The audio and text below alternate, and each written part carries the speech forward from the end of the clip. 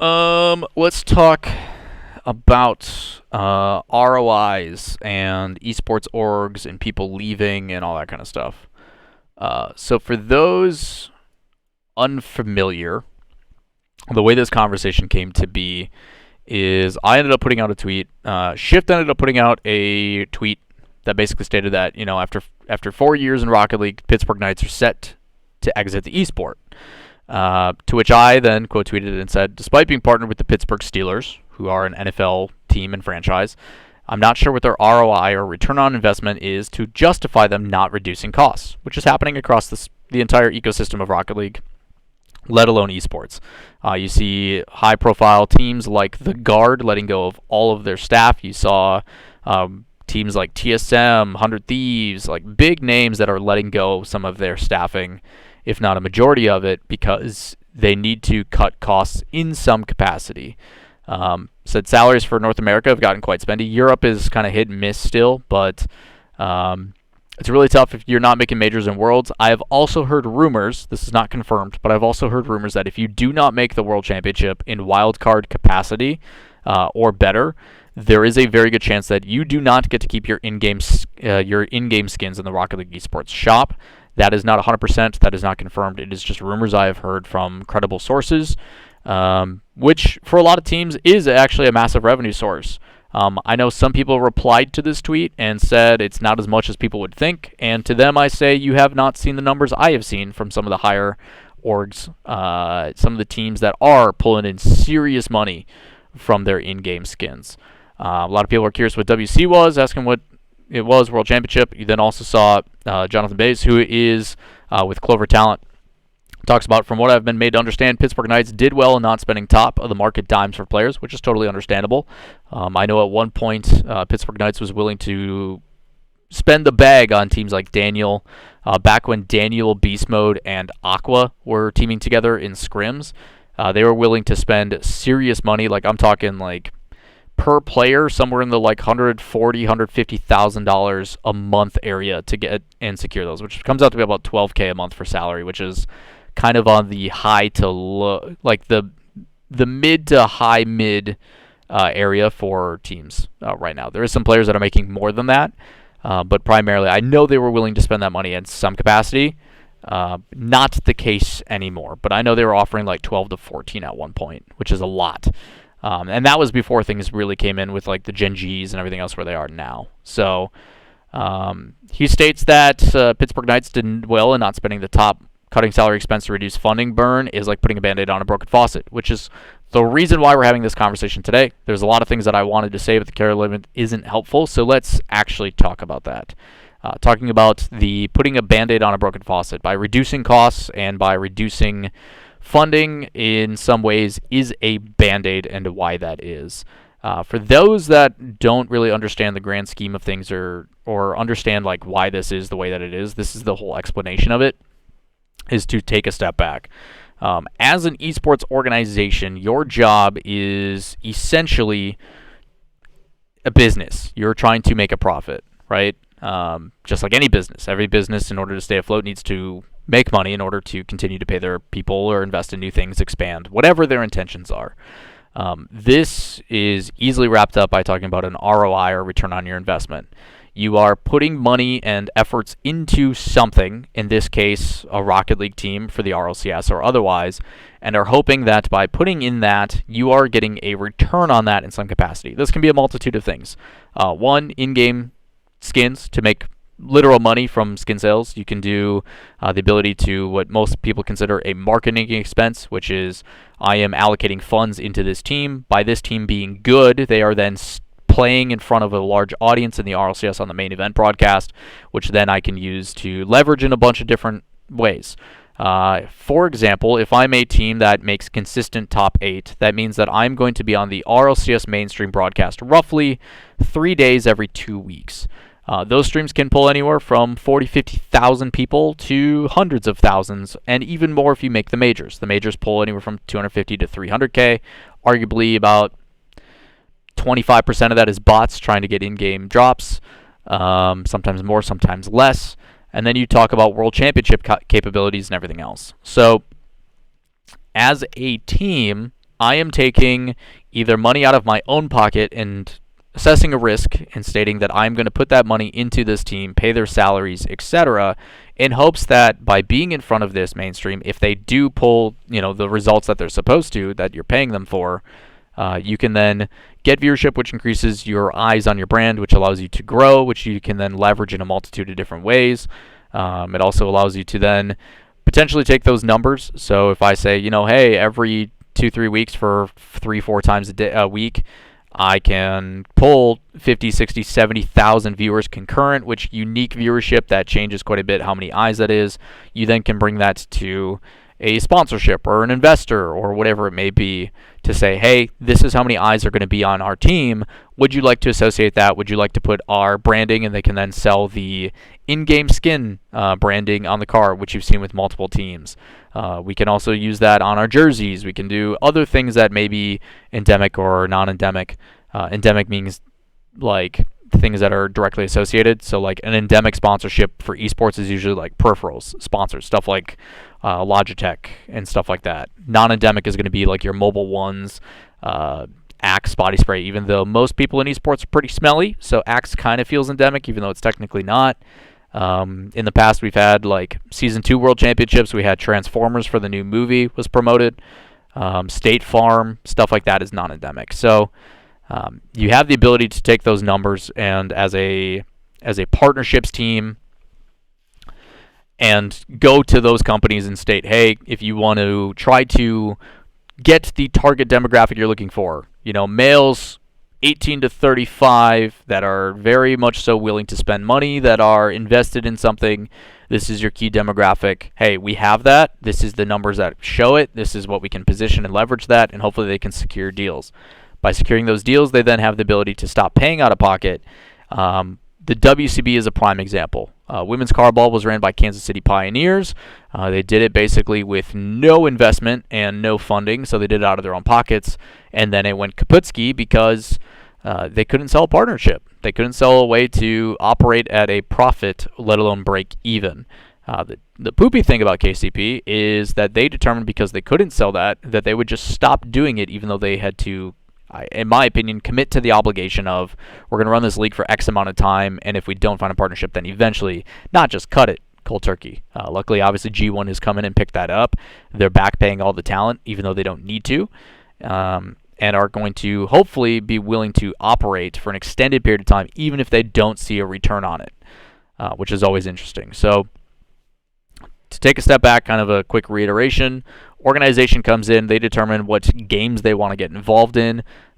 Based upon the viewership and the results that they can potentially pull, they can then leverage that to partners and everything else. That has kind of been the way that things have operated for a really long time. The other way that these organizations have come in is they have been able to leverage that with VCs or venture capitalists that don't really have any understanding or knowledge of how the space operates, and they have been very frugal with how they spend that money. A lot of times you see some of these big investments come in and they don't really know what their own ROI is. It's a lot of hope, I guess, that we've been able to operate on in esports in the past 3 decades. It's been a lot of, well, I see as a venture capitalist that this esports thing is making like $2 some odd billion in profit. We want to get involved in that. There's this team that's presenting us what sounds kind of cool, and they don't really do their own like homework or look at the specifics. And they take a bunch of VC money, and then the VC doesn't get any return on their investment because realistically, it was never going to happen in the first place. They don't know how to leverage that. They don't know how to, like, you've seen so many organizations do this and are notorious for it. Some that aren't necessarily VC money, but just in particular, the best example I can give is TSM FTX. FTX was a scam crypto that came in. They put up a deal of like $200 million over 10 years with TSM. That is all gone immediately in kaputski.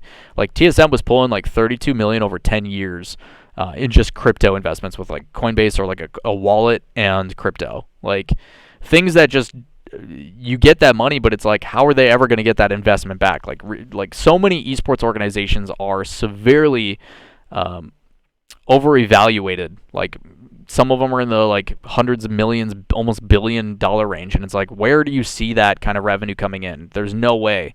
TSM obviously has a lucky circumstance because their website pulls a lot of revenue from their like guides from League of Legends and obviously all the traffic that goes that. But most organizations pull money from sponsorships and funding in that way, venture capitalism investments, which haven't really been really all that great, and because of the current recession that we're about to enter, a lot of them becoming a bit more stingy about how that spending is coming, which is why a lot of people are having to scale back. And then the third one is like ad revenue. A lot of teams try to find a way to either draw people to their own websites or through YouTube content or something to that extent, which is tangible ways to say, hey, if a bunch of eyes are on our product, whether it be content or otherwise, that is ad revenue that we obtain, just like a typical YouTuber. Some teams are pretty good about this. You look at some of the content first teams like 100 Thieves and stuff that pull, 50, 60, 70,000 views per video that they release. That is guaranteed revenue every single month that they can rely on to then put back into a team or otherwise. It's why you're seeing a lot of organizations that are popping up in Rocket League, specifically Rule 1 with Sunless Khan and in Civic. Sunless Khan obviously has a very good understanding of how to make content and turn that into a full-time thing. And if they decide to put that same emphasis on Rule 1 with comms videos and behind-the-scenes gameplay and stuff like that, that is revenue that they can earn that they don't have to spend out of pocket. You're seeing Ludwig and Moist Critical. Charlie obviously doing stuff with Moist Esports, which probably going to see a name change in that, I would have to assume, because I don't think it's good for branding purposes. So certain things like that where you're starting to see investors. Disguised Toast has a team.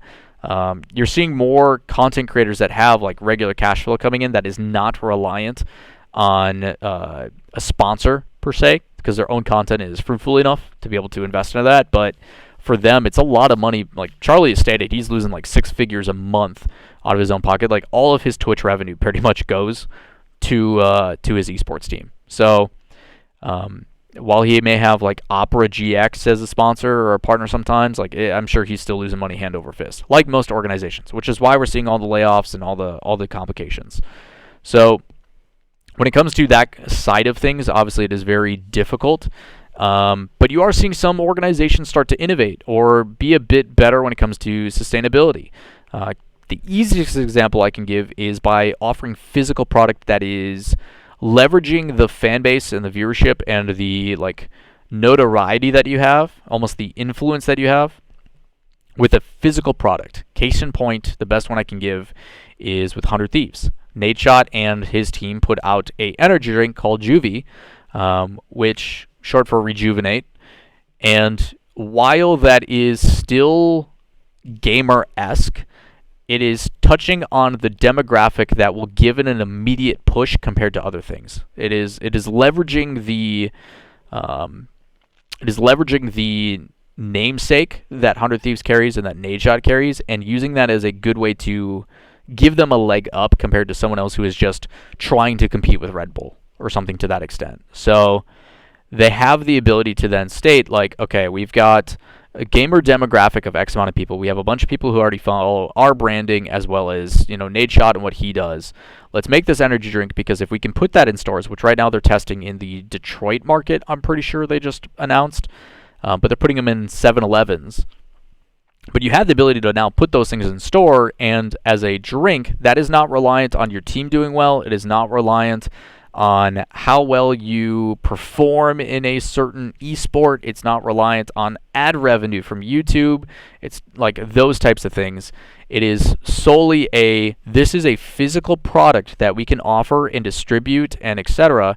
Just like you would go to like Target and buy clothing. Something that is tangible that you can rely on, that is guaranteed revenue coming in. So having those things like Prof is saying in chat, brick and mortar or hand-in items, those types of things and those types of products are things that are more tangible, that can provide regular revenue sources. And more organizations need to do a better job of this.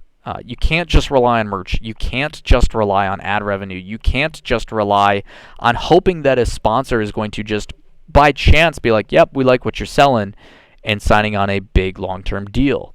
While those have always been the way that esports organizations have operated, it has proven to not really be sustainable. And as unfortunate as it is, I thought of a lot of the things that esports are going through right now was going to happen in COVID. I thought COVID was going to force a lot of refinement process going on in the esports industry. I thought there was going to be a lot of things that turned an eye and were like, okay, we need to make some real adjustments. We need to find real ways to return and make money so we can sustain this and not just burning this money that we have from venture capitalists, etc. But then everybody was forced to be inside, and content was king. Esports was booming because no one else was doing anything. You were just sitting and watching every tournament, and viewership was skyrocketing. You saw the numbers from all the content creators in Rocket League Esports, and just Rocket League creators in general with free-to-play and everything else. I have to sneeze. Give me a sec. Excuse me. And unfortunately, I'm probably going to upload this in full, so for everybody who's watching this, you guys get to see the fact that this is a live to tape it in the truest sense. But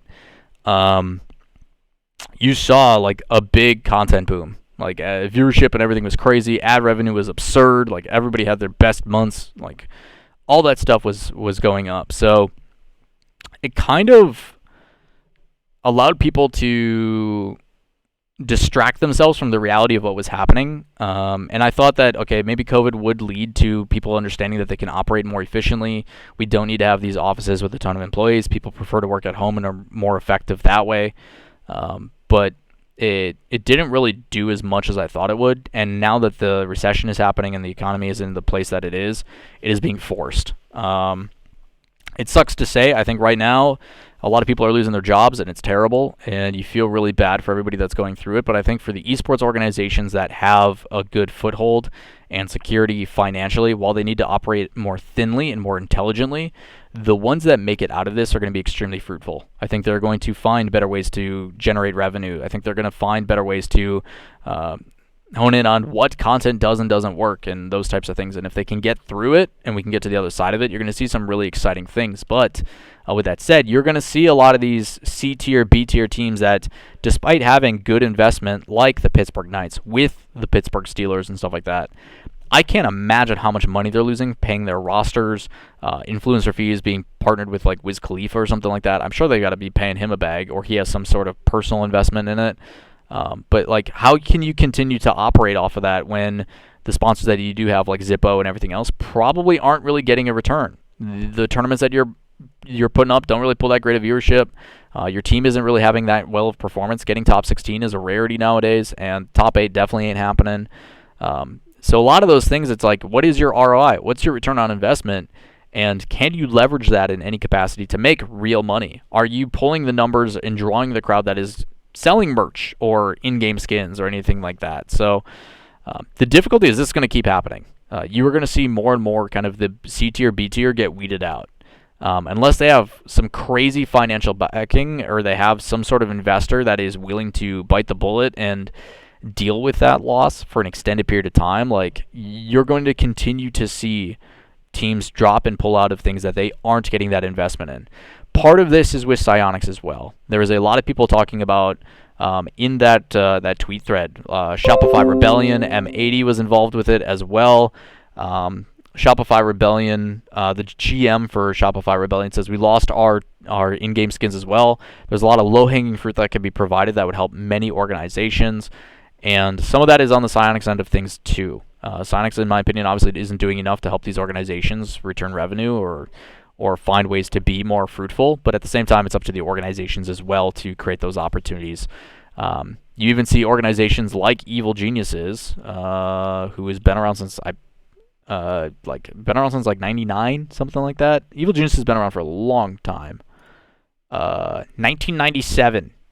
No, 99, I was right. They've been around for 24 years. Evil Geniuses, who's been around for over 2 decades in esports. Long-standing organization, also pulling out of the RLCS. They, despite having a team that is consistently top 16 and competitive, now the German Amigos, who almost had a run at the major, pulled out. They can't justify spending money on a team when they aren't getting that investment. And I'm hoping that players understand that. They are demanding some serious salaries, and they should be getting paid. You're the best of the best at what you do, get compensated 100%. But you also understand, as an organization, I can't afford to spend money on you when my return on it is only that you're good at the game. I need to be able to hire people like the apparently Jacks that not only are going to perform well, but also going to make content and help spread the awareness of our branding and all that kind of stuff. Things that I can tangibly use to leverage and go, hey, let's go pick up Mobile One or something to that extent. So there is a lot of things that I think are going to mature this league, especially in Rocket League, that are very much so needed. But there is a lot of people in a lot of different categories that, one, aren't qualified to be doing their jobs. They have some crazy titles that I'm just like, I don't know how the heck you got that position, but you are definitely not qualified to be doing what you're doing. And there's going to be a lot of trimming of the fat. I think organizations have to take a good look inward and see some of the people that they're hiring or putting in positions of power and being like, how are you actually effective for our organization? How are you helping us do this? And it's going to be some very tough decisions that I think need to be made. So, I don't know. The esports industry is in a pretty interesting spot. I think there's some really good things that are going to come out of this, and obviously a lot of scary things as well. But yeah, Prof says it in chat. Not a single pro is good enough at the game to bring ROI to their org by simply playing. With the salaries being anywhere from 12 to 15, 16,000 a month for some of these players, I don't care how good you are at the game. I, as an organization, cannot leverage a partnership. I can't go to a so-and-so sponsor, like say I go to like Verizon or something like that, and say, hey, our team is the best in North America. We're really, really good. We pull 60, 70,000 viewers on mainstream. We're usually in the top 4, top 5. We've got 3 players, so we're talking, if we go on the low end, 150,000 per player. So figure we'll just round it up to be nice, $500,000 a year. And we want you to sign a deal for $1 million. You down? I don't know many organizations or many businesses that are gonna be like, yeah, that's a great idea. Let's do that. But I can do that a little bit better and say, hey, this guy, like Arsenal, has 600-some thousand subs. His videos pull this amount of viewership. Your branding will be on that video. You will be a part of that. You will be, like, again, it is very important that if you are a player who wants to continue to get paid what you're getting paid, you have to bring some of that content side of things. And it gives you a ton of leveraging. There's a reason why some of the top tier pros are getting paid what they are, and it's because they can leverage their namesake, their notoriety, their brand awareness, all that kind of stuff. But you're also going to be expected, I think, moving forward to also make sure you're doing your loser interviews and your winner interviews, making content on a regular basis, meet and greets, all that kind of stuff, because that's the only way that these orgs are going to be able to continue to pay what you guys are asking. So, again, like Beast Mode's dad saying in chat, 2 sides to every story. Totally agree. At the end of the day, I think the pros need to be taken care of. They need to be paid. They're extremely good at what they do, but organizations also need to not be so lenient about what they are asking and need to be very, very straightforward and real about the way things are going. It's going to be interesting, man. It's going to be very interesting of how things are going with the scene. I don't know if it's ever going to pop. I think you're going to continue to see organizations that are willing to pay these like exorbitant salaries, even though the ROI on it is pretty much negligible. But yeah, it's wild stuff. So if anybody has more questions about this, if anybody would like me to talk more direct, obviously this is just kind of me word vomiting and kind of going step by step in no real particular order. Feel free to stop over by the stream or tweet at me, twitch.tv/Lawler. I am not at my own home place. I'm literally just going to upload this. I'm going to export this from Twitch VOD, like the OG YouTube Frog days like we used to. But we're just going to export this and throw it up on the YouTube channel for anybody who wants to watch. If you guys do have additional questions, the links to all my socials and stuff are down below. Come hang out with us. Come ask questions. Come feel free to ask these, and I will always be willing to dissect and kind of pinpoint stuff. I'll always have those kind of conversations in the comments down below. It's kind of the easiest way to do it. But yeah, how do orgs get a return on their investment? There's a lot of different answers, but being able to actually do that is easier said than done. So crazy stuff all around. Appreciate you guys all tuning in. And as always, if you have additional questions, let me know. Otherwise, like, subscribe, comment, all that kind of fun stuff. And I'll see you in the next video. Peace.